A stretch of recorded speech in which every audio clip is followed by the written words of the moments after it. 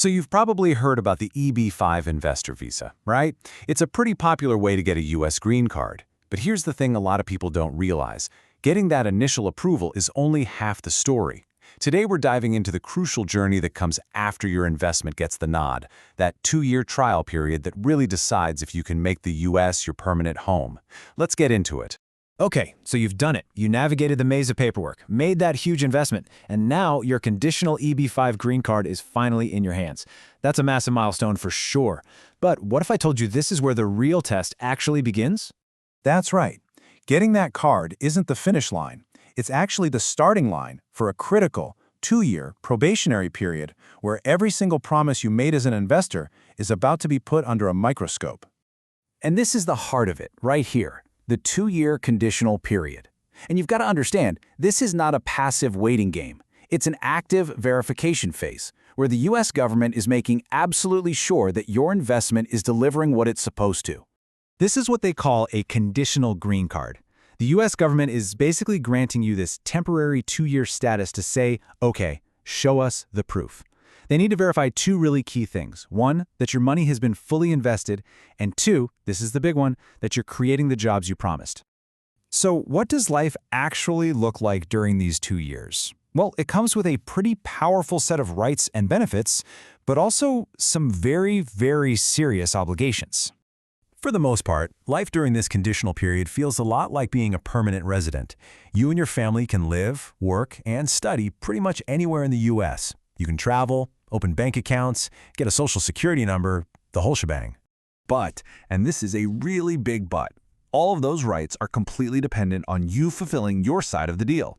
These obligations are the entire foundation holding up your conditional status. First up, the money. You have to prove your capital has stayed at risk in the project. The minimum amount is $800,000, but that's only if your investment is in what's called a targeted employment area. Think of it as a rural or high unemployment zone that the government wants to give an economic boost. Now, if your project is not in one of those special areas, the investment you need to make jumps to $1.05 million. But honestly, beyond the dollar amount, this is the number that matters most. 10. Your investment must create at least 10 full-time, sustainable jobs for U.S. workers. This is not just a little detail, it's the absolute cornerstone of the EB-5 program, and it's the main thing officials are going to be looking for.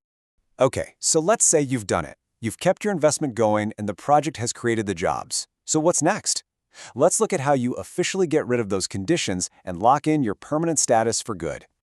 Now, the timing for this next step is incredibly specific, and there's no wiggle room. Your 2-year clock starts ticking on day 1. Then, at exactly 21 months in, this critical 90-day window opens up.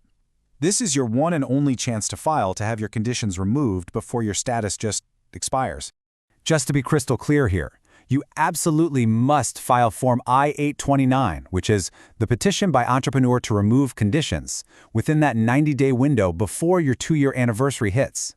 Filing too early, or even worse, filing too late, can put your entire application in jeopardy. The process itself means gathering a mountain of proof. We're talking financial records, payroll documents, business plans, all of it, to show you've met the requirements. You file that form within that perfect window, USCIS does a deep dive, and then, with their approval, you and your family are finally granted permanent residency. But, this 2-year journey isn't always a straight line. What happens if things go wrong? Let's take a look at the most common roadblocks investors hit and how you can navigate them. The biggest, most common challenge is when the project simply doesn't create those 10 jobs. Economic downturns can happen, projects can be mismanaged, and that can lead to shortfalls, which creates a huge problem for your I-829 petition. The key to getting through this is being proactive. You have to stay engaged. That means being in regular contact with the project developers or your regional center. Tracking the project's progress and keeping meticulous records is your absolute best defense if things aren't going perfectly to plan. And it's not just about job creation. There are other risks too. The investment itself might face trouble due to market changes, or simple admin errors, like missing that critical filing deadline, can cause major delays. Honestly, the best way to handle these risks is with careful planning. It starts with doing thorough due diligence on a project before you even invest a dime. During that conditional period, you have to stay organized. work with experienced EB-5 advisors, and be smart about things like long trips outside the US, which can raise questions. So after navigating all of that, you've reached the goal, permanent residency. What's the real difference? Let's compare it directly to the conditional status you just worked so hard to leave behind. This comparison really nails the fundamental shift that happens once those conditions are lifted. It's the move from a trial period to true, genuine stability. The payoff here is significant. You go from a temporary 2-year card to a renewable 10-year one.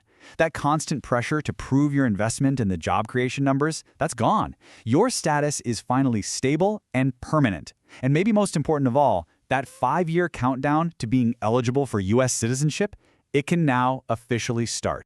You know, it's really helpful to reframe the whole experience with this in mind. That 2-year conditional period isn't meant to be a limitation. It's really a structured pathway, one that's designed to make sure these investments genuinely benefit the U.S. economy just like they were intended to. And that leaves us with a final question to think about. Is this 2-year test a vital safeguard that protects the integrity of the whole program? Or is it an unnecessary hurdle for investors who are already putting millions of dollars into the U.S. economy? It's a great question to ponder.